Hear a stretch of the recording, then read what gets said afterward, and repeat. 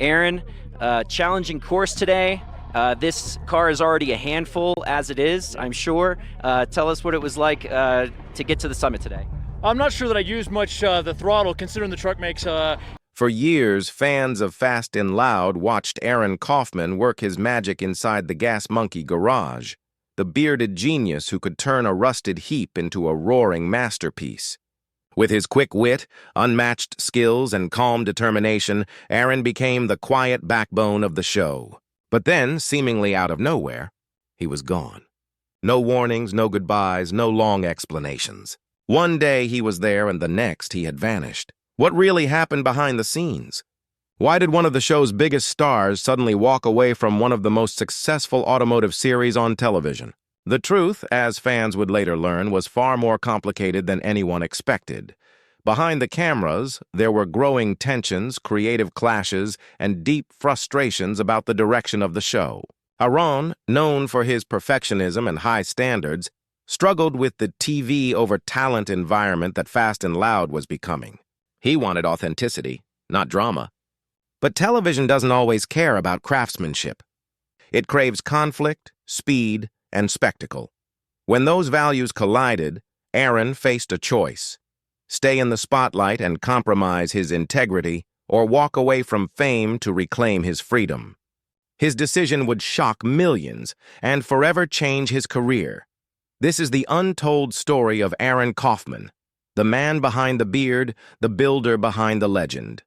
From Fast and Loud fame to his life after Gas Monkey Garage, we uncover the real reasons he left, the empire he built on his own, and how he found peace away from the chaos of reality TV. Before Fast and Loud ever hit the airwaves, Aron Kaufman was already a quiet legend among car enthusiasts in Texas. Born and raised in Crowley, Texas, Aron had an eye for detail and a fascination with how things worked. As a child, he didn't just play with toy cars. He took them apart, studied their mechanics, and rebuilt them better than before. That curiosity would grow into a lifelong passion for engineering, creativity, and craftsmanship. In his early 20s, Aron was working at a small local garage, known among Dallas car circles for his precision and unrelenting standards. It was there that fate would bring him face to face with another name that would soon become famous: Richard Rawlings. The two men couldn't have been more different. Richard was the loud, fast-talking businessman, the showman who loved the spotlight. Aron was the calm, methodical craftsman who preferred to let his work speak for itself. But together, they created something electric. When Rawlings decided to open Gas Monkey Garage, he knew exactly who he wanted by his side. Aron's attention to detail and ability to transform even the most hopeless junkers into jaw-dropping masterpieces made him the heartbeat of the shop. When Discovery Channel came calling in 2012, the chemistry between Richard's wild energy and Aron's quiet brilliance was television gold. Fast and Loud quickly became one of the most watched automotive shows in the world. But behind the fame and the fun, Aron was struggling. The fast pace of television production clashed with his need for perfection. The show often pushed for quick turnarounds and dramatic moments, deadlines that didn't always align with Aron's commitment to quality.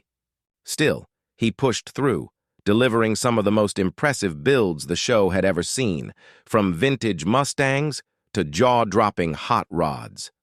Fans were drawn to Aron's authenticity. He wasn't an actor or a performer. He was a builder.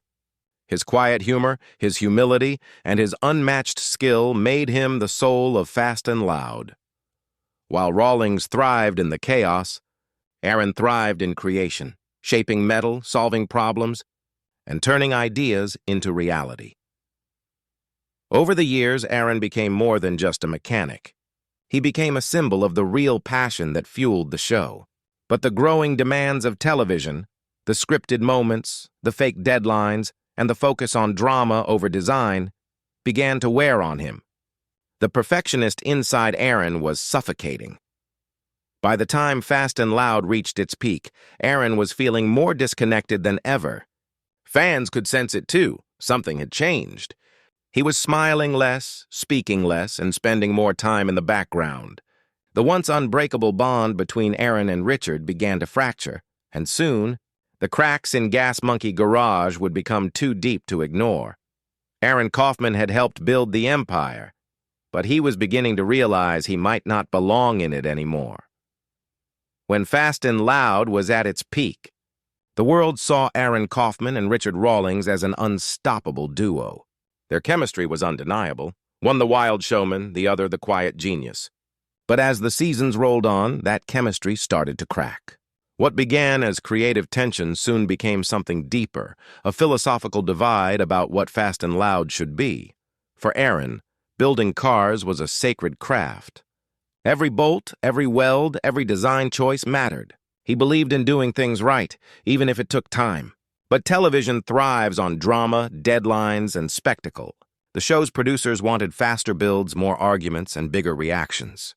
The shop became less about cars and more about ratings. As the cameras rolled, Aron began feeling trapped. He wasn't just fixing cars anymore, he was playing a part.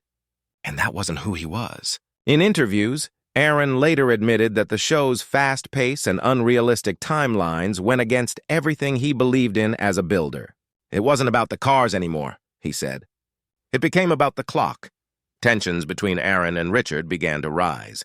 Richard, ever the businessman, saw the show as an opportunity to expand the Gas Monkey brand, merchandise, restaurants, and global fame. Aron, meanwhile, just wanted to build. The two men respected each other, but their goals were moving in completely different directions. By 2017, it had become too much. Aron realized he could no longer be part of something that didn't reflect his values. In one of the most shocking moments in the show's history, he announced his departure. Fans were stunned. For many, Fast and Loud without Aron Kaufman didn't make sense. He wasn't just a sidekick. He was the heart and soul of the builds that made the show legendary. Behind the scenes, those close to the team said the decision wasn't made in anger, but in exhaustion. Aron had simply reached his limit.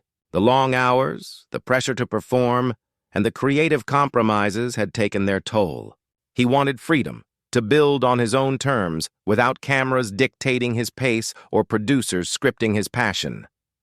When Aron walked away, he didn't make a scene. There were no public feuds, no dramatic statements. He quietly left the spotlight, and that silence said everything.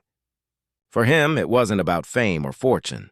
It was about reclaiming his identity as a craftsman, not a TV personality. His departure sent shockwaves through the automotive world. Fans flooded social media with tributes, calling him the real deal, the backbone of Fast and Loud, and the only reason I watched. Even Richard Rawlings admitted that Aron's absence would leave a massive void. The show continued, but something fundamental had changed. In the months that followed, Aron disappeared from public view. Rumors swirled. Some said he'd retired, others claimed he'd fallen out with the Gas Monkey crew. But the truth was far simpler. Aron was regrouping. Away from the cameras, he was preparing for his next move, one that would prove that he didn't need Fast and Loud to stay relevant. He was about to come back stronger than ever, this time, completely on his own terms. After leaving Fast and Loud, Aron Kaufman did what few reality TV stars ever manage. He disappeared, not out of defeat, but out of choice. He needed space to breathe, to find his purpose again away from the noise of fame. For the first time in years, there were no cameras, no deadlines, no producers telling him what story to tell. It was just Aron, a wrench in hand, and the open road ahead. Fans wondered if they'd ever see him again. Months passed in silence. Then, out of nowhere, whispers began spreading through the automotive world. Aron Kaufman was coming back. But this time, he wasn't returning to Fast and Loud or Gas Monkey Garage. He was launching his own project, a new show built entirely around his own vision and values. It was called Shifting Gears, premiering in 2018 on the Discovery Channel. Shifting Gears with Aron Kaufman was everything Fast and Loud wasn't. There were no staged arguments or forced drama, just raw, authentic craftsmanship. The show followed Aron and his new team at ArcLight Fabrication in Dallas, a shop he founded to focus on custom builds and performance parts, especially for Ford F-100 trucks. It was less about television entertainment and more about genuine engineering. In Shifting Gears, Fans finally saw the real Aron Kaufman, the passionate perfectionist who lived for the challenge of innovation. He wasn't chasing fame anymore. He was chasing excellence. Each episode dove deep into complex builds, from high-performance racing trucks to off-road experiments that pushed mechanical limits. For Aron, it was a return to his roots, problem-solving, creating, and innovating without compromise. But success didn't come easy. Without the massive machine of Fast and Loud behind him, shifting gears faced an uphill battle. The production costs were high, the builds were complex, and the schedule was grueling. Aron wasn't trying to make a hit show. He was trying to make something real. And while critics praised the series for its authenticity, Discovery ultimately canceled it after just 2 seasons. To some, it looked like a setback. But for Aron, it was liberation. Shifting Gears had proven his point, that he didn't need the glitz and glamour of reality TV to make an impact. He had built a loyal following that respected his dedication, honesty, and craftsmanship.